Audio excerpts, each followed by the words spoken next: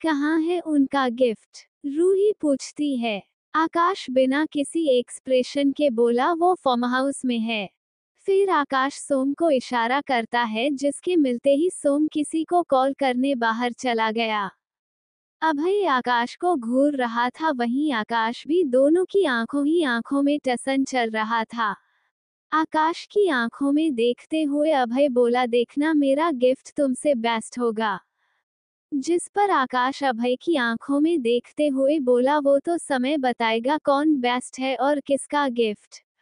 हालांकि दोनों कह अपने मन में रहे थे, सभी अब दोनों के गिफ्ट का वेट कर रहे थे। तभी रूही मीरा से बोली, तुझे क्या लगता है दोनों में से किसका गिफ्ट बेस्ट होगा? जिस पर मीरा बोली, वो तो गिफ्ट देखकर ही पता चलेगा। रूही बोली, मेरे हिसाब से अभय का गिफ्ट बेस्ट होगा। रूही जिसकी बात अमन ने सुन ली थी, वो बोला, बिना जाने फैसला सुनाना अच्छी बात नहीं है साली साहिबा। जिसे सुन रूही का मुंह बन गया। कुछ देर बाद दो आदमी एक साथ हॉल में आए, जिन्हें देख वहां सभी की आंखों में चमक आ गई। अभय और आकाश की नजर इस वक्त एक दूसरे पर थी। तभी वाणी ने दोनों की तरफ देखा, फिर बोली, कहाँ है गिफ्ट? वाणी के कहने पर अभय ने पहले अपने आदमी को इशारा किया। अभय का इशारा मिलते ही आदमी अंदर एक पिंजरा लेकर आया, जिसे लाल कपड़े से ढक कर रखा गया था। जब वाणी ने ये देखा तो बोली, इसमें क्या है? जिस पर अभय मुस्कुराकर बोला, तुम खुद ही जाकर देख लो।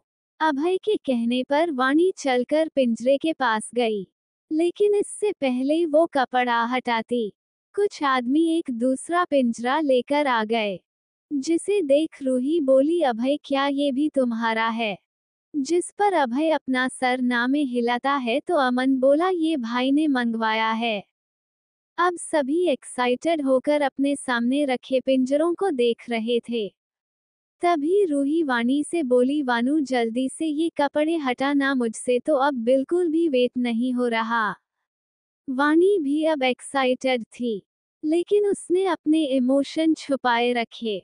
वाणी ने एक साथ दोनों पिंजरों के कपड़े हटाए, जिन्हें देखते ही सबकी आंखें हैरानी से बड़ी हो गई। रूही और मीरा लगभग चिल्लाते हुए बोली, ये क्या है? सभी अपनी आंखें फाड़े दोनों पिंजरों को देख रहे थे, जिनके अंदर डॉग जैसे दिखने वाले दो क्यूट से पप्पी थे। सॉरी, उन्हें पप्पी नहीं कुछ और ही कहना चाहिए, क्योंकि वो डॉग नहीं, जो आपको जल्दी ही पता चल जाएगा। वाणी भी शौक में थी। वो कभी पिंजरे को देखती तो कभी सामने खड़े आकाश और अभय को।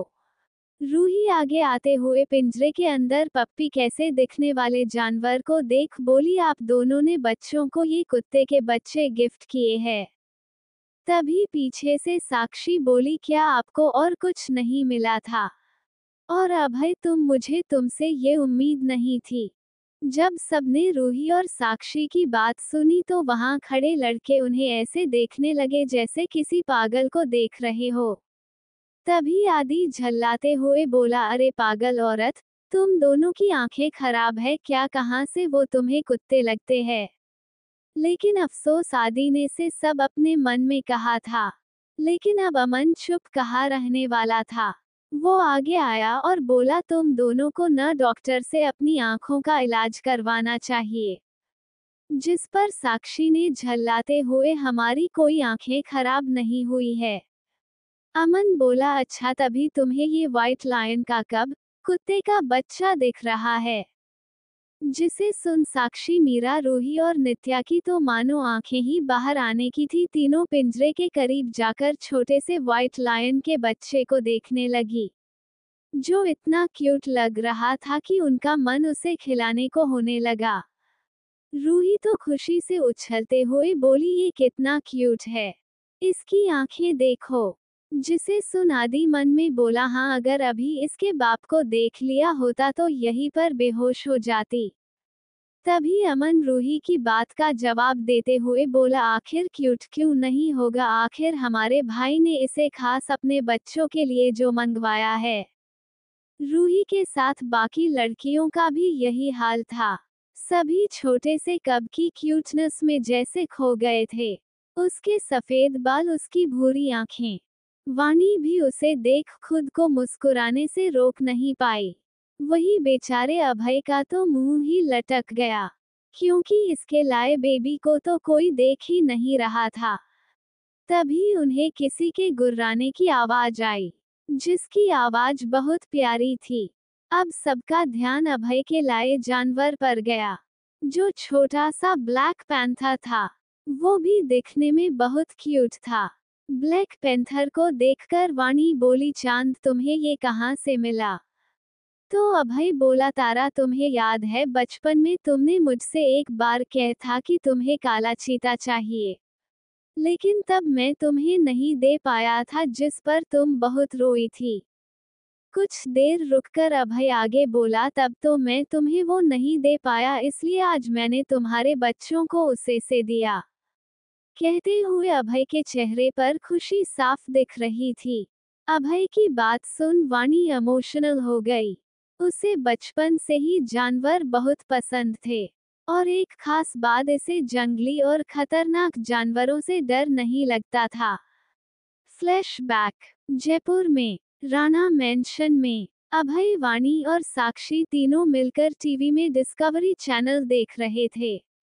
साक्षी को तो ये देखना बिल्कुल पसंद नहीं था, लेकिन वाणी की जिद के कारण उसे भी देखना पड़ता। टीवी में ब्लैक पैंथर दिख रहा था, जो वाणी को इतना अच्छा लगा कि वो अभय से अपने लिए ब्लैक पैंथर मांगने लगी। उस वक्त वाणी बहुत छोटी थी, इसलिए उसे उतना पता नहीं था, लेकिन अभय ने उसे पैंथर देने से मना कर दिया था, क्योंकि वो छोटी थी, जिससे वाणी उससे गुस्सा हो गई और पूरा 1 महीना उसने अभय से बात नहीं की। आखिर में वर्षा जी और ग्रेनी के मनाने पर वो मानी थी। प्रेजेंट टाइम, वाणी और अभय पुरानी बात याद करके हंस दिए। वहीं आकाश का तो मूड ही खराब हो चुका था, लेकिन फिर भी उसने कुछ नहीं कहा। तभी वाणी बोली, अरे आपने इन्हें पिंजरे में क्यों रखा है? बाहर निकालो इन्हें। वाणी के कहने पर ब्लैक पैंथर और व्हाइट लायन के बच्चे को पिंजरे से बाहर निकाल दिया गया, जो बाहर आते ही वाणी की साड़ी पकड़कर खींचने लगे, जैसे उसे अपने साथ खेलने के लिए कह रहे हो। दोनों की उम्र लगभग 3 महीने की थी। वाणी घुटने के बल बैठकर दोनों बच्चों के सर पर प्यार से हाथ फेरती है। तभी अभय वाणी से बोला, आपको हमारा तोहफा पसंद आया? वाणी दोनों बच्चों के सर पर बारी बारी से हाथ फेरकर बोली, बहुत ज्यादा। तभी वाणी आकाश से बोली, और आपका भी गिफ्ट बहुत अच्छा है। जिसे सुनकर तो आकाश भी खुश हो गया, लेकिन आदि उसे चिढ़ाते हुए बोला, भाई उस साले का बहुत ज्यादा और आपका बस अच्छा। आदि की ऐसी बात सुन आकाश उसे घूर कर देखता है, जिसे सुन आदि दौरान से चुप हो गया। वाणी के साथ बाकी सब भी क्यूट कब्स के साथ खेलने लगी। तभी पालने से रोने की आवाज आई, जिसे सुन वाणी बोली, लगता है बच्चे उठ गए। फिर वो खड़ी होकर पालने के पास गई, जहां पर अवनी और अविनाश दोनों ही रो रहे थे। वाणी ने जल्दी से अपनी प्रिंसेस को गोद में ले लिया। वही आकाश में अवि को अपनी गोद में ले लिया। गोद में जाते ही दोनों शांत हो गए, जिन्हें देख मीरा हंसते हुए बोली, देख वाणी तेरे बच्चे तो अभी से नौटंकी बाज निकले। अभी कैसे रो रहे थे और अब देखो अपने माँ पापा की गोद में जाकर कैसे शांत हो गए। जिसे सुन सभी हंसने लगे। वहीं आकाश तो अपने गोद में ली अवि को घूर रहा था। आकाश अवि को देखते हुए धीमे से बोला, मुझे पता है तुम ये सब नाटक कर रहे थे, लेकिन इसमें अपनी बहन को भी शामिल करने का क्या मतलब है? जिस पर अवि आकाश को ऐसे देखने लगा जैसे उसका बस चलता तो वो अपने ही पापा को पिटाई लगा देता। अब आकाश को क्या पता, जब दोनों बच्चों ने अपनी मम्मा को किसी और को क्यूट कब्स प्यार करते देखा तो दोनों को जेलसी होने लगी, और दोनों रोने लगे या रोने का नाटक करने लगे। वाणी अपनी गोद में अनी को लिए बोली, प्रिंसेस देखो आपके डैड और अंकल आपके और आपके भाई के लिए क्या लेकर आए हैं। आपके साथ खेलने के लिए आपके छोटे छोटे दोस्त। उसके बाद सभी उनको बच्चों से भी मिलवाते हैं। अब सभी हॉल में बैठे बातें कर रहे थे। वहीं दोनों लिटिल कब्स एक दूसरे के साथ खेल रहे थे या कहे लड़ रहे थे। कभी व्हाइट लायन ब्लैक पैंथर को पकड़ने उसके पीछे भागता तो कभी ब्लैक पैंथर व्हाइट लायन को पकड़ता। ऐसे ही दोनों मस्ती कर रहे थे। सभी उन दोनों को देखकर हंस रहे थे। जिन्हें देखते हुए मीरा बोली, इन दोनों को देखकर हमें तो लगता है कि इनकी एक दूसरे से ज्यादा नहीं बनने वाली। देखिए ना कैसे एक दूसरे को हमारे पर तुले है। जिसे देखते हुए सोम अपने मन में बोला, हाँ आखिर दोनों है तो अपने अपने मालिकों जैसे। जैसे उनका 36 का आंकड़ा है वैसे ही उनके जानवरों का भी।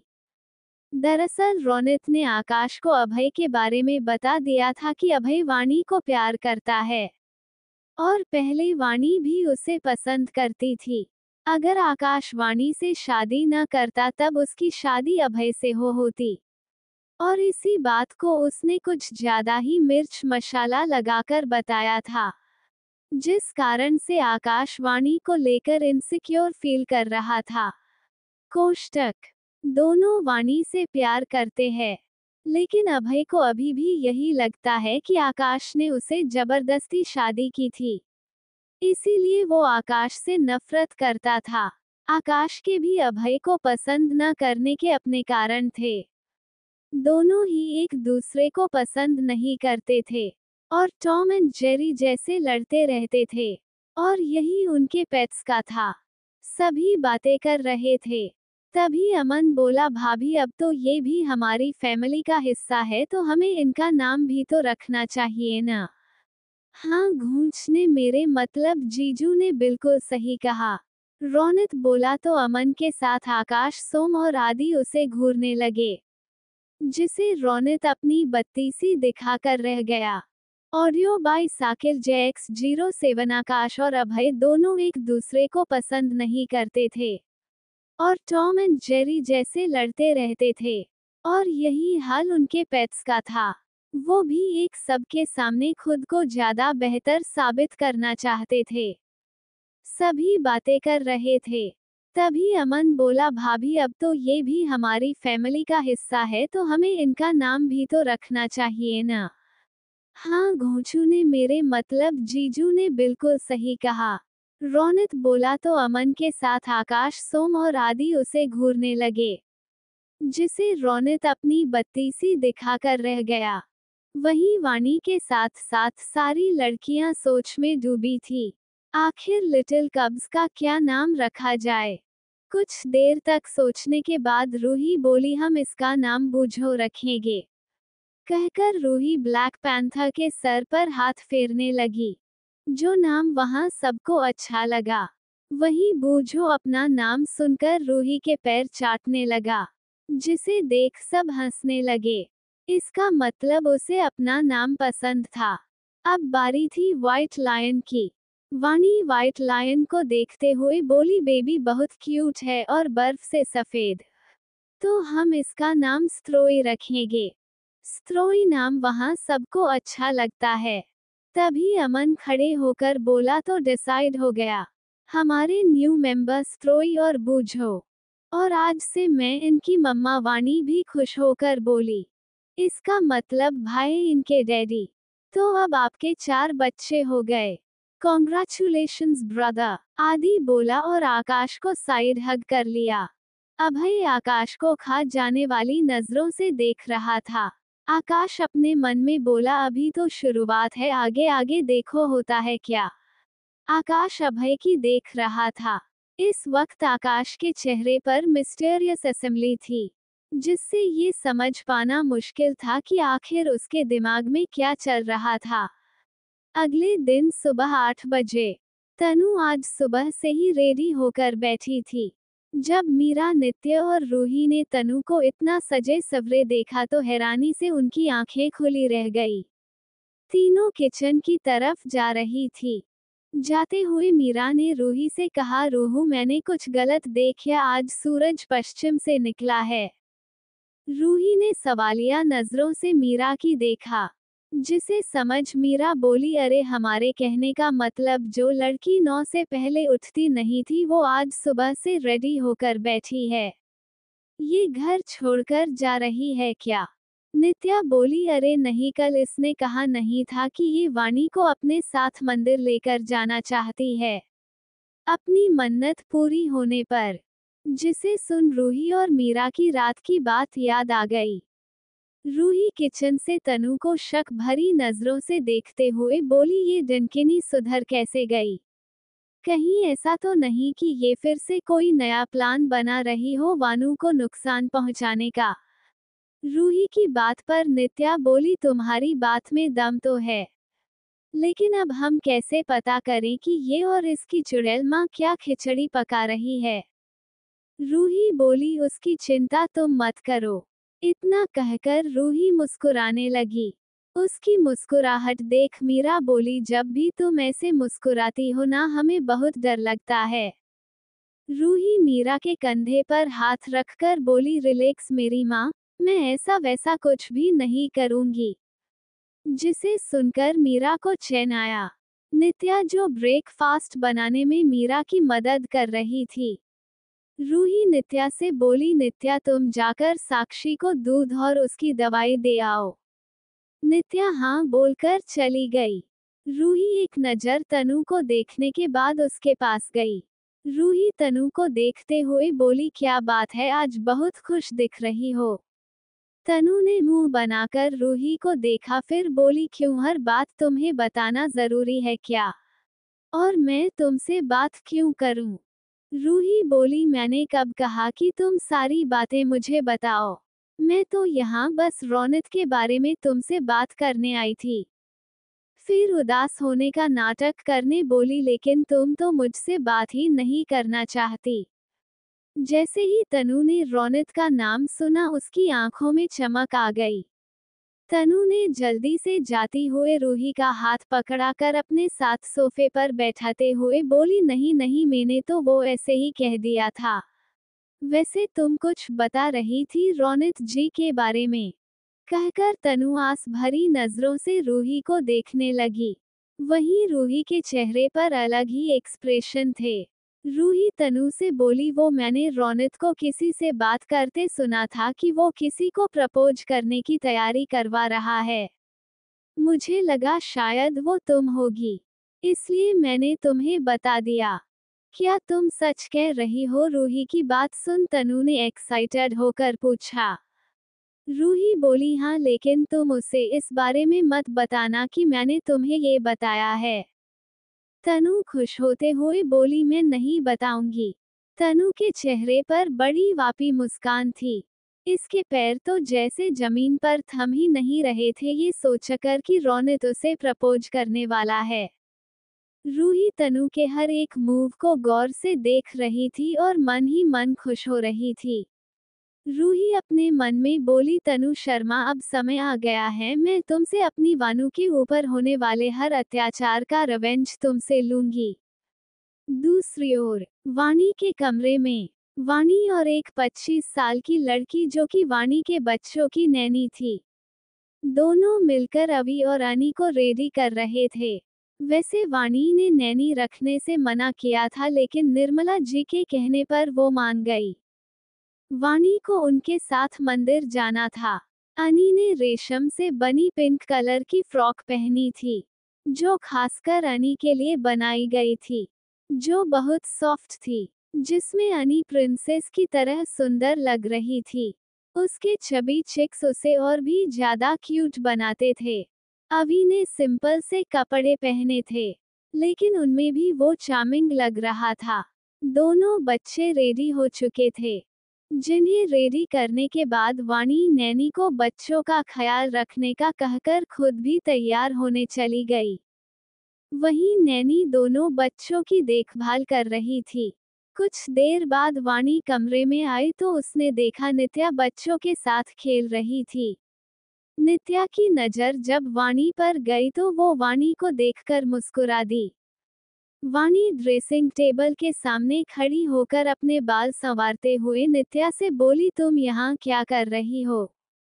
नित्या अवी को खिलाते हुए बोली, वो मैं साक्षी को उसकी मेडिसिन देने आई थी तो सोचा अपने हैंडसम अविनाश से मिलती जाऊं।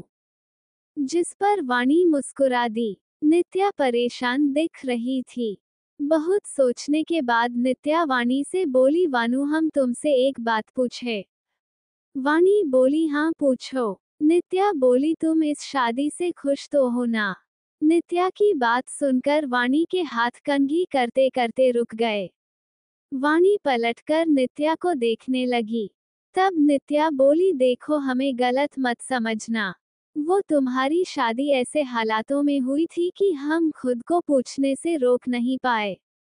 हम बहुत दिन से तुमसे ये पूछना चाहते था लेकिन सबके सामने हमें ये पूछना सही नहीं लगा।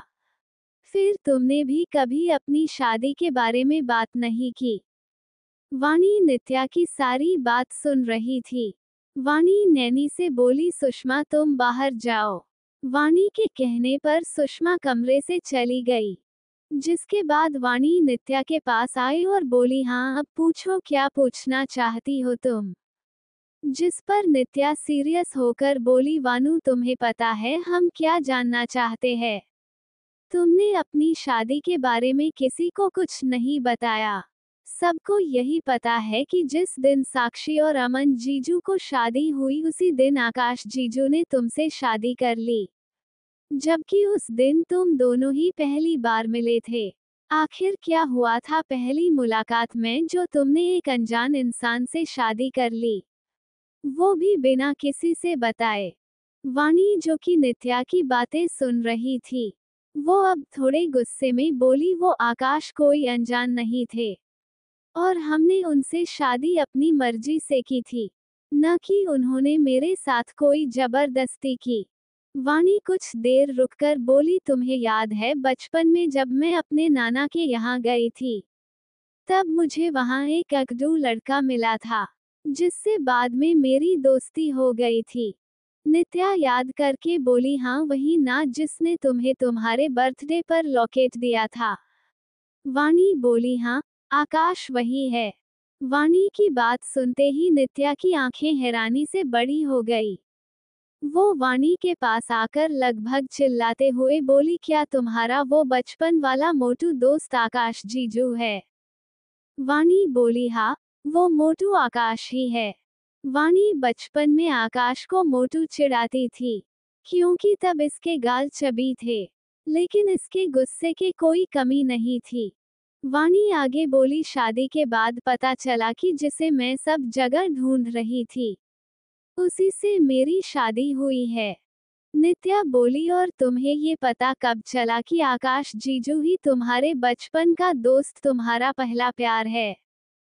वाणी बोली, एहसास तो मुझे तभी हो चुका था जब मैंने साक्षी की शादी के दिन उन्हें देखा था। मुझे उनसे कुछ अपनेपन का एहसास हुआ था, लेकिन शादी के कुछ दिनों बाद एक दिन मैं गलती से उनके सीक्रेट रूम में पहुंच गई। वहां मुझे अपनी और आकाश के बचपन की फोटो मिली, जिसके साथ मेरा कार्ड भी था जो मैंने आकाश को बनाकर दिया था। नित्या को तो वाणी की बातों पर भरोसा ही नहीं हो रहा था। उसे सब कुछ फेरी टेल्स की कहानियों जैसे लग रहा था, जिसमें दो प्यार करने वाले बिछड़कर दोबारा मिल जाते हैं। नित्या ने गहरी सांस ली। फिर वाणी से बोली, क्या अभय जी या आकाश जीजू को इस बारे में पता है? वाणी जैसे ही कुछ कहने के लिए अपना मुंह खोलती है, ठीक उसी वक्त हमारी लिटिल प्रिंसेस ने रोना शुरू दिया, जिसे देख वाणी नित्या के सवालों के जवाब छोड़ पालने में लेती अपनी बेटी को गोद में उठाकर उसे शांत कराने लगी। वही नित्या तो जैसे अपने होश में ही नहीं थी। उसके मन में कई सारे सवाल चल रहे थे। नित्या सोच रही थी, क्या अभय को इस बारे में पता है? लेकिन इसका जवाब उसके पास नहीं था। तभी कमरे में तनु आ गई। तनु वाणी को देखते हुए बोली, वाणी अगर तुम रेडी हो तो हम अब मंदिर चले, वरना हम लेट हो जाएंगे। वाणी ने पहले तो तनु को घूर कर देखा, फिर वो नित्या और बेबीज के साथ नीचे आ गई, जहां पहले से सारे घर वाले मौजूद थे। कुछ ही देर में वाणी तनु अपने बेबीज रूही, मीरा, नित्या और नैनी के साथ कुछ गार्ड्स लेकर मंदिर चली गई, जिनके बाहर जाते ही रेखा अपने फोन से किसी को कुछ मैसेज करती है। Audio bye Sakir JX07। वाणी, अगर तुम रेडी हो तो हम अब मंदिर चले, वरना हम लेट हो जाएंगे। तनु बिना नोक किए कमरे आकर बोली। वाणी ने पहले तो तनु को घूर कर देखा, फिर वो नित्या और बेबीज के साथ नीचे आ गई, जहां पहले से सारे घर वाले मौजूद थे। कुछ ही देर में वाणी तनु अपने बेबीज रूही, मीरा, नित्या और नैनी के साथ कुछ गार्ड्स लेकर मंदिर चली गई, जिनके बाहर जाते ही रेखा अपने फोन से किसी को कुछ मैसेज करती है। वहीं कार में तनु मुंह बनाकर बैठी थी। तनु खुद से बड़बड़ा कर बोली, मैंने तो सोचा था कि ये वाणी की बच्ची अकेली मेरे साथ जाएगी, लेकिन नहीं, इसे तो अपने साथ पूरी बारात लेकर जाना था। अब मैं क्या करूं? कहते हुए अपने नाखून चबाने लगी। वहीं तनु के बगल में बैठी रूही और नित्या दोनों ही तनु की हरकत देखकर खुश हो रही थी। दोनों ने आंखों ही आंखों के इशारे से एक दूसरे से बात की, बस फिर क्या था। दोनों ने मंदिर पहुंचने तक सारी रास्ता तनु को बहुत परेशान किया। अब तो तनु को बस रोना ही बाकी रह गया था। वहीं उनकी कार के पीछे वाली कार में वाणी अपने बेबीज के साथ थी, जिसके साथ मीरा और उसकी नैनी थी। अभी इस वक्त मीरा की गोद में था और अनी अपनी मम्मा की गोद में आराम से सो रही थी। वाणी और मीरा एक दूसरे से बात कर रही थी। वाणी मीरा से बोली, हो ना, ये तनु की जरूर कुछ ना प्लान बना रही है, वरना वो इतनी अच्छी नहीं कि भगवान से मेरे लिए प्रे करेगी। जिस पर मीरा ने भी सहमति से अपना सर हाँ में हिलाया, क्योंकि अब तक वो रेखा और तनु के बारे में इतना तो जान चुकी थी कि दोनों माँ बेटी एक नंबर की घटिया और सेल्फिश औरत थी। मीरा कुछ सोचकर वाणी से बोली, वानू तुम चिंता मत करो, हमारी रूही से बात हो चुकी है, उसने पहले ही सब कुछ रेडी कर लिया है। अगर तनु कुछ करने की कोशिश करेगी तो हम इस बार उसे नहीं छोड़ेंगे। दूसरी कार में तनु रूही और नित्या से परेशान होकर अपने बाल नोचने लगी। दरअसल रूही और नित्या दोनों किसी बात को लेकर लड़ रही थी, जिससे उनके बीच में हाथापाई शुरू हो गई। बस फिर क्या था, इस हाथापाई के चक्कर में तनु की अच्छे से पिटाई हुई। जब दोनों नहीं रुकी तो तनु चिल्लाकर बोली, रुक जाओ तुम दोनों। तनु इतना जोर से चिल्लाई थी कि दोनों एकदम से रुक गई और एक साथ तनु को देखा। तनु की हालत खस्ता हो चुकी थी, उसके पूरे बाल और मेकअप खराब हो चुका था। तनु इस वक्त पागल की तरह लग रही थी। जब रूही और नित्या ने तनु को देखा तो दोनों की हंसी छूट गई और दोनों तनु को देखकर हंसने लगी, जिस पर तनु दोनों को खा जाने वाली नजरों से घूर कर देखती है। लेकिन रूही तो रूही थी, उसे इन सब से कहाँ फर्क पड़ने वाला था। रूही तनु पर हंसते हुए बोली, तनु तुम्हें देखकर ऐसा लग रहा है जैसे किसी फिल्म से चुड़ैल निकलकर बाहर आ गई हो। जिसे सुन तनु का गुस्सा फूट पड़ा। वो रूही पर चिल्लाकर बोली, जस्ट शट अप रूही। इससे आगे वो कुछ बोलती उसे अपने ऊपर किसी की पैनी नजरों का एहसास हुआ। तनु ने देखा, ड्राइवर के बगल में बैठा बॉडीगार्ड तनु को गुस्से में देख रहा था, जिसे देखते ही तनु का गुस्सा अब डर में बदल गया और वो चुप होकर बैठ गई। वहीं नित्या और रूही एक दूसरे को थम्स अप का इशारा करने के मन ही मन हंसने लगी। दरअसल उनके साथ जो गार्ड बैठा था वो आकाश या फिर आदि का नहीं बल्कि हमारी त्रिवेदियों का गार्ड था, जिन्हें वाणी के कहने पर बुलाया गया। उसके साथ कई सारे गार्ड्स रघुवंशी पैलेस में आकाश के गार्ड बनकर अपनी बॉस को प्रोटेक्ट कर रहे थे। वैसे इसकी जरूरत तो नहीं थी, लेकिन फिर भी रोनित ने जबरदस्ती से सब किया था, क्योंकि वो अपनी बॉस को लेकर कुछ ज्यादा ही ओवर प्रोटेक्टेड था। सभी लोग मंदिर पहुंचे, जहां पहुंचते ही वाणी के साथ आए सारे गार्ड से उनके नीचे उतरते ही उन्हें चारों तरफ से घेर लिया, और कुछ गार्ड उनके साथ ले सामान को लेकर खड़े हो गए। रूही और नित्या दोनों खुशी खुशी वाणी के पास गई। जब वाणी ने उन्हें इतना खुश देखा तो बोली, क्या बात है, तुम दोनों इतना खुश दिख रही हो। जिस पर रूही ने शुरू से लेकर आखिर तक सारी बात वाणी और मीरा को बता दी, जिसे सुनकर मीरा और वाणी को हंसी आने लगी। मीरा बोली, वैसे वो चुड़ैल कहाँ है, अभी तक आई क्यों नहीं। रूही कार की तरफ देखते हुए बोली, मैडम अपना हुलिया सुधार रही है, अब अगर उस हालत में बाहर आई तो कहीं उसे यहाँ घुसने ही मिले। कार में तनु फोन पर किसी से बात कर रही थी। तनु बोली, वो वाणी अपने साथ पूरी पलटन लेकर आई, अब हम क्या करें। जिस पर फोन के दूसरी तरफ से आदमी की आवाज आई, तुम हमने जैसा प्लान बनाया था उसे एग्जीक्यूट करो। लेकिन तनु बोली, लेकिन उससे पहले ही फोन की दूसरी तरफ से आदमी बोला, आज से अच्छा मौका हमें फिर दोबारा नहीं मिलेगा, इसलिए जैसे मैंने कहा वैसा करो, और हाँ संभल कर, तुम पर किसी को शक ना हो। तनु बोली, ओक। थोड़ी ही देर में तनु कार से बाहर आकर वाणी और बाकी सबके पास आ गई। तनु को देखते हुए वाणी बोली, तुम इतनी देर से अंदर क्या कर रही थी। वाणी का सवाल सुनकर तनु को उस पर बहुत गुस्सा आया। तनु अपने मन में बोली, पहले तो मेरे सामने इसकी जबान तक नहीं खुलती थी, और जब से शादी हुई है देखो कैसे कैची जैसे चलने लगी। तनु को कुछ ना बोलते देख वाणी दोबारा से बोली, मैंने तुमसे कुछ पूछा है। तनु बोली, मैं अपना टचअप कर रही थी।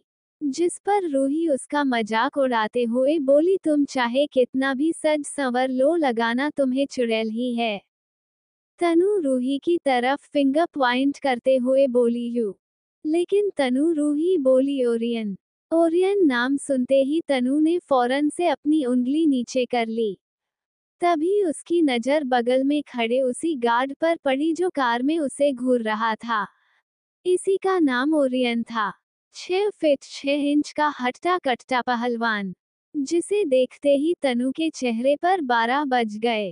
तभी मीरा बोली, अब अगर तुम सबका हो गया तो अब मंदिर के अंदर चले। जिसके बाद सभी एक साथ मंदिर की तरफ चल दिए। आसपास के सभी लोग उन्हें ही देख रहे थे। सबकी नजर वाणी और मीरा पर थी। जी के गोद में बच्चे थे। उन्हें देखकर कोई भी कह सकता था को वो बड़े खानदान से थी। उन्हें देखकर सभी बातें करने लगे। वहीं कुछ लोग छिपकर उन्हें देख रहे थे। इससे अनजान सब मंदिर के अंदर चले गए। बाकी सारे गार्ड्स मंदिर के बाहर रुके थे। तनु जाते हुए सीढ़ियों पर बैठे भिखारियों को गौर से देख रही थी। तभी एक भिखारी ने तनु को कुछ इशारा किया, जिसके मिलते ही तनु के चेहरे पर शैतानी मुस्कान आ गई। सभी मंदिर में माता रानी के सामने पहुंचे और है जोड़कर खड़े हो गए। तनु आगे गई और पंडित जी से बोली, पंडित जी मुझे यहाँ अपनी बाहर और अपने भांजे और भांजी के नाम से पूजा करानी है। तनु को इतने प्यार से बात करते देख वहां सभी हैरान थे, लेकिन फिर भी किसी ने कुछ नहीं कहा। आधे घंटे में पंडित जी ने पिया कर दी, जिसके बाद उन्होंने बच्चों को आशीर्वाद दिया। उसके बाद सभी प्रसाद लेकर मंदिर से बाहर आ गए। सीढ़ियों पर भिखारियों को देखते हुए तनु बोली, वाणी मैंने भिखारियों को दान करने के लिए कुछ फल मंगवाए हैं, तुम बच्चों के हाथ से छुआकर उन्हें भिखारियों को से दो। इससे बच्चों को उनकी ब्लेसिंग्स मिलेंगी। तनु के मुंह से इतना शहद टपकते देख वहां सभी लोग शॉक थे। रूही बोली, तनु तुम आज कुछ ज्यादा ही मेहरबान नहीं हो सब पर। मेरा मतलब तुम पहले तो ऐसी नहीं थी। तुम तो बस दूसरों का हक उनसे छीनना जानती थी। जिसे सुन तनु का चेहरा गुस्से से लाल हो गया। लेकिन रूही की बात सच थी। तनु बचपन से ही वाणी से उसका सब कुछ छीनते आई थी। भले ही वाणी माफिया से जुड़ी थी, लेकिन फिर भी उसने कभी भी अपने परिवार को नुकसान नहीं पहुंचाया। भले ही तनु और रेखा उसे परेशान करती थी, वो चुपचाप उसे आज लेती थी। वरना अगर उनकी जगह कोई और होता तो वाणी उसे कब का मौत के घाट उतर देती। वाणी को अब तनु की बात कुछ अजीब लग रही थी, लिए वाणी ने उस पर ज्यादा ध्यान नहीं दिया और सीढ़ियों पर बैठे भाखरियों को अपने हाथ से फल और अपने साथ लाई कपड़े दान देने लगी। को वाणी के कहने कर लाए गए थे। तनु की नजर इस आदमी पर थी जिसने उसे इशारा किया था। जैसे ही वाणी उसके पास पहुंची, आदमी खड़ा हो गया। इससे पहले वाणी कुछ समझ पाती, उसने वाणी पर हमला कर दिया। लेकिन वाणी भी किसी से कम नहीं थी। उसने खुद को उस हमले से बच लिया और उल्टा उसी आदमी के हाथ पर जोर से मारा। ये सब देखकर मीरा, रूही, नित्या के साथ नैनी भी हैरान थी। वाणी अभी संभल पाती, उससे पहले ही दूसरे आदमी ने वाणी के पीछे खड़ी रूही पर हमला कर दिया और रूही के साथ से अवी को छीन कर भागने लगा। जब वाणी ने ये देखा तो मानो उसकी जान ही बाहर निकलने वाली थी। वाणी जोर से चिल्लाई, अवी! वाणी की चीख सुनकर उनके गार्ड्स जो कि मंदिर के बाहर खड़े थे, सभी एक साथ भागकर मंदिर के अंदर आ गए। मंदिर के अंदर का हाल देखकर उनके होश उड़ गए। रूही, जिसके बाजू पर चोट लगी थी, जिससे खून निकल रहा था, उसके बावजूद भी वो गुंडों से लड़ रही थी। वही मीरा और नैनी दोनों प्रिंसेस को लेकर एक कोने में खड़ी थी। तनु तो खुद हैरान थी। आखिर यहाँ हो क्या रहा था? वो एक जगह पत्थर की मूर्ति बनी खड़ी थी। ओरियन ने आते ही फायरिंग स्टार्ट कर दी। उसके साथ गार्ड ने भी। पूरे मंदिर में भगदड़ मच गई थी। गोलियों की आवाज सुनकर आधे गुंडे वहां से भाग गए, लेकिन कुछ को गार्ड्स ने पकड़ लिया था। जब वहां सब कुछ शांत हो चुका था, तभी रूही परेशान होके बोली, प्रिंस चार्मिंग को एक आदमी मुझसे छीन कर ले गया। इतना कहकर रूही वहीं बैठकर रोने लगी। उसे इस बात का गिल्ट था कि वो बच्चे को नहीं बचा पाई। तभी मीरा अपने चारों तरफ देखते हुए बोली, वानू कहाँ गई? अब जाकर सबको वाणी का ख्याल आया। रूही ने जल्दी से गार्ड्स को वाणी और अवी को ढूंढने का ऑर्डर दिया और आकाश और आदि को कॉल करके सब बता दिया। आखिर तनु किस आदमी से बात कर रही थी और वाणी पर किसने हमला किया और कहाँ गई वाणी, और गुंडे अवी को अपने साथ लेकर क्यों गए? क्या आकाश वाणी और अवी को ढूंढ पाएगा या फिर ही जाएंगे वो अलग? हमले के पीछे किसका हाथ है? Audio bye Shakil JX07। Meera और नैनी दोनों प्रिंसेस को लेकर एक कोने में खड़ी थी। तनु तो खुद हैरान थी। आखिर यहाँ हो क्या रहा था? वो एक जगह पत्थर की मूर्ति बनी खड़ी थी। ओरियन ने आते ही फायरिंग स्टार्ट कर दी। उसके साथ गार्ड ने भी। पूरे मंदिर में भगदड़ मच गई थी। गोलियों की आवाज सुनकर आधे गुंडे वहां से भाग गए, लेकिन कुछ को गार्ड्स ने पकड़ लिया था। जब वहां सब कुछ शांत हो चुका था, तभी रूही परेशान होके बोली, प्रिंस चार्मिंग को एक आदमी मुझसे छीन कर ले गया। इतना कहकर रूही वहीं बैठकर रोने लगी। उसे इस बात का गिल्ट था कि वो बच्चे को नहीं बचा पाई। तभी मीरा अपने चारों तरफ देखते हुए बोली, वानू कहाँ गई? अब जाकर सबको वाणी का ख्याल आया। रूही ने जल्दी से गार्ड्स को वाणी और अवी को ढूंढने का ऑर्डर दिया और आकाश और आदि को कॉल करके सब बता दिया। कुछ ही देर में आकाश, आदि, सोम, अमन, रोनित और अभय सभी वहां पर मौजूद थे। सब भागते हुए उनके पास आए, जहां सबने देखा रूही रो रही थी।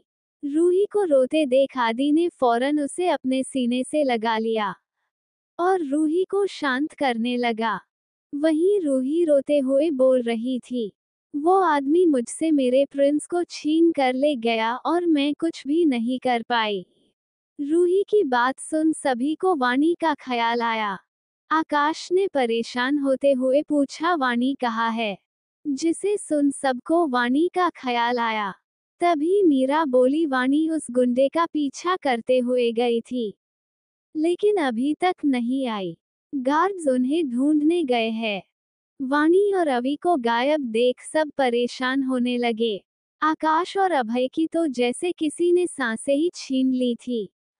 आकाश बिना सोम की तरफ देखे बोला, 10 मिनट है तुम्हारे पास, पता करके बताओ किसने ये सब किया, उसे मैं खुद अपने हाथों से मरूंगा। अगर उसने वाणी या मेरे बच्चे को कुछ भी किया तो मैं उसे जीते जी नरक के दर्शन करवाऊंगा। आकाश आज किसी शैतान से कम नहीं लग रहा था। आकाश की बात सुन सोम फौरन से किसी को कॉल करके बात करता है। आकाश के साथ आए सारे गार्ड्स पहले ही चारों तरफ वाणी और रवि को ढूंढ रहे थे। वहीं पीछे खड़ी तनु डर के मारे कांप रही थी। उसने आज पहली बार आकाश कितने गुस्से में देखा था। अब वो भगवान से अपनी के लिए प्रार्थना कर रही थी। अभय ने जब देखा तो वो गुस्से में आकाश की कॉलर पकड़कर बोला, तुमसे अपनी बीवी का ध्यान तक नहीं रखा जाता, कैसे पति हो तुम? अभय की आंखों में गुस्सा साफ देखा जा सकता था। अभय आकाश की कॉलर पकड़ी हुए आगे बोला, अगर मेरी तारा को कुछ भी हुआ तो मैं तुमने जिंदा नहीं छोड़ूंगा। आकाश अभय को अपनी लाल आंखों से घूर रहा था। माहौल को खराब होते देख रौनित और अमन सामने आते। रौनित अभय को आकाश से अलग कर बोला, भाई इसमें जीजू को कोई गलती नहीं है। हमें आपस में लड़ने के बजाय बॉस को ढूंढना चाहिए। अमन भी आकाश के पास जाकर उसे समझाते हुए बोला, ब्रो इसे हम बाद में देख लेंगे, इससे ज्यादा जरूरी हमारे लिए भाभी और लिटिल चैंप है। आकाश ने गुस्से में अमन का हाथ झटका। दोनों अभी भी एक दूसरे को घूर रहे थे। तभी आकाश का फोन बजने लगा। आकाश में देखा उसे प्राइवेट नंबर से कॉल आ रहा था, जिसे देख उसकी भौहें तंग गई। आकाश ने जल्दी से कॉल उठाया। फोन के दूसरी तरफ की बात सुनकर फोन पर उसकी पकड़ कस गई। आकाश गुस्से में बोला, रावत अगर मेरी बीवी और बच्चे को एक खरोंच भी आई तो मैं तुझे जिंदा जला दूंगा। आकाश की बात सुन फोन के दूसरी तरफ से आदमी की जोर जोर से हंसने की आवाज आई। हा हा हा हा। आकाश रघुवंशी था, वेपन किंग। आदमी आगे बोला, मैंने सुना है तेरी बीवी बहुत खूबसूरत है, तो क्या न उसकी खूबसूरती का कुछ मजा हम भी उठा ले। आखिर अपने दुश्मनी का फर्ज निभाना तो बनता है। आकाश गुस्से में चिल्लाकर बोला, खबरदार जो तूने उसे हाथ भी लगाया तो। आदमी भी गुस्से में बोला, आवाज नीचे। आधा घंटा है तेरे पास, मेरे भेजे पते पर आ जा। और हाँ, अपने चमचों को लेकर आने की गलती मत करना, करने तेरी बीवी और बच्चे फिशिश। कहकर अपने गले कर हाथ फिराया। आदमी आगे बोला, मैं भी तो देखूं इस शेर में कितना दम है। इतना कहकर उसने कॉल काट दिया। वहीं आकाश को सभी लोग आस भरी नजरों से देख रहे थे। कॉल कटते ही सभी ने एक साथ आकाश के ऊपर सवाल की लड़ी लगा दी, जिनसे परेशान होकर आकाश गुस्से में चिल्लाकर बोला, शट अप। जिसे सुनते ही वहां सभी की बोलती बंद हो। तभी आदि बोला, आकाश किसका कॉल था? और भाभी और अभी ठीक तो है ना? आकाश फोन को कसके पकड़ते हुए बोला, ये सब उस रावत का किया धरा है। इसी ने वाणी और मेरे बच्चे को। इससे आगे आकाश के गले से आवाज तक नहीं निकली। आकाश इस वक्त इतने गुस्से में था कि अगर रावत इस वक्त आकाश के सामने होता तो आकाश खड़े खड़े उसके 2 टुकड़े कर देता। अमन परेशान होकर बोला, भाई उस रावत ने क्या कहा? आकाश बोला, उसने मुझे आधे घंटे में अपने अड्डे पर बुलाया है, वो भी बिना गार्ड्स के। आकाश की बात सुनते ही अमन बोला, हाँ तो उस कमीने के लिए हम ही काफी है। लेट्स गो भाई, कहकर अमन जाने लगा, लेकिन आकाश ने उसे रोक दिया। और बोला तू साक्षी में पास जा, इस वक्त उसे तेरी ज्यादा जरूरत है।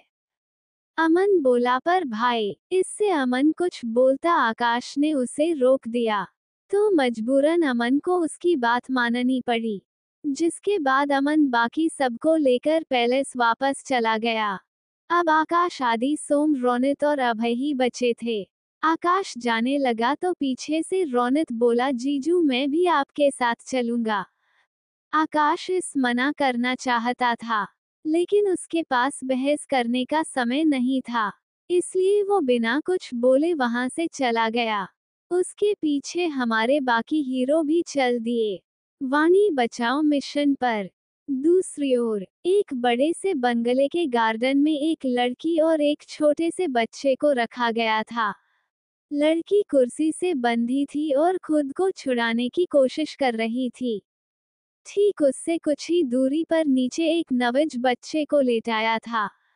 ये कोई और नहीं वाणी और अवी थे। वाणी जब अवी को बचाने के लिए आदमी के पीछे भागी तो उन्होंने धोखे से वाणी को पकड़ लिया। वाणी ने अपनी नजरें चारों तरफ दौड़ाई तो उसने देखा चारों तरफ हथियार लिए आदमी पहरा दे रहे थे। वहीं कुछ दूरी पर एक 45 साल का आदमी कुर्सी पर बैठा वाणी को अपनी बुरी नजरों से देख रहा था। ये आदमी कोई और नहीं आशीष रावत है, जो आकाश का बिजनेस राइवल है, जो कुछ दिनों से सबसे छुपकर रह रहा था, लेकिन उसने अचानक से वाणी और बाकियों के ऊपर हमला करवा दिया और वाणी और रवि को किडनैप कर लिया, ताकि वो उनके जरिए आकाश को मार सके। आशीष रावत वाणी को देख हंसते हुए बोला, थोड़ी ही देर में तेरा पति अपनी मौत के मुंह में आने वाला है। जिसे सुन वाणी गुस्से में बोली, वो तो कुछ देर में पता चल ही जाएगा कि कौन मौत के मुंह में है। वाणी का एटीट्यूड देख आशीष बोला, तुझमें कुछ ज्यादा ही घमंड है, लेकिन कोई बात नहीं, इसे भी मैं बहुत जल्दी ही तोड़ दूंगा। आधे घंटे होने में अब बस 1 मिनट ही बचा था।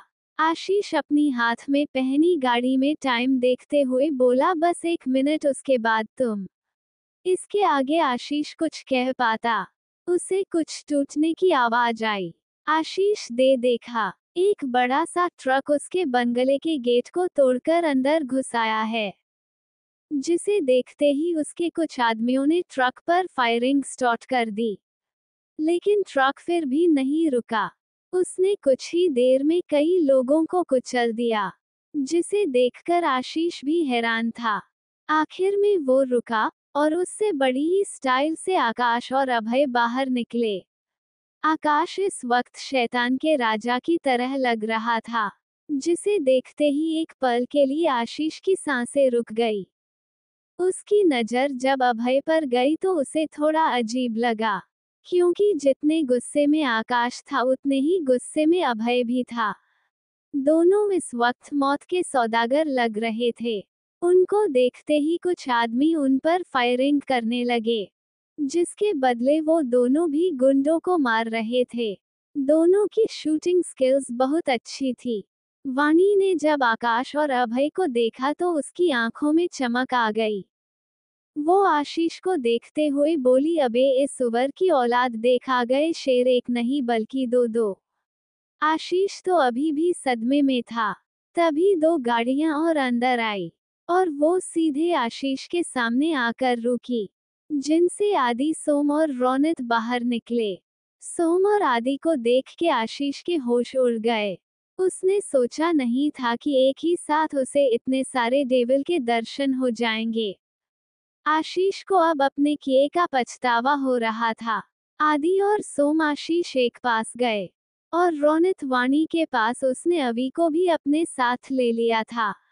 रोनित ने अवीर की रस्सी खोली और वाणी से बोला, बॉस आप कब से इतनी कमजोर हो गई कि कोई भी एरा गैरा चलता आदमी आपको उठा ले। रोनित की बात सुन वाणी उस पर गुस्सा करते हुए बोली, चुप रोनित के बच्चे। फिर जल्दी से अवी को अपनी गोद में ले लिया, जो कि रो रहा था। कुछ ही देर वहां शांति छा गई। आशीष डर के मारे कांप रहा था। कहाँ उसने सोचा था कि वो वाणी को मोहरा बनाकर आकाश को फंसाएगा, लेकिन यहाँ वो खुद ही फंस गया। आशीष आकाश के परी पकड़ उससे माफी मांगते हुए बोला, मुझे माफ कर दो, मुझसे गलती हो गई। लेने आकाश ने उसे कसके एक लात मारी और बोला, तुमने मेरी फैमिली पर अपनी बुरी नजर डाली, इसकी सजा तुम्हें जरूर मिलेगी। फिर आकाश सोम को इशारा करता है। सोम आशीष को पकड़कर ले गया। से बाद आकाश वाणी के पास आया और वाणी को कसके गले लगा लिया। उसकी आंखों में वाणी के लिए प्यार और उसे खोने का डर साफ दिख रहा था, जिसे अभय ने भी देखा। जिसे देख अभय सोच में पड़ गया। अभय को देखकर लग रहा था जैसे वो कुछ गहरा सोच रहा हो, लेकिन क्या ये तो अभय ही जाने। पर इसके दिमाग में आकाश के लिए जो नफरत थी वो कम दिख रही थी। उसके बाद सभी पैलेस के लिए निकल गए। आगे क्या होगा? आशीष के साथ आकाश क्या करेगा? क्या तनु का प्लान काम किया? अभय क्या सोच रहा था? क्या वो अभी भी वाणी को आकाश से छीनने की कोशिश करेगा?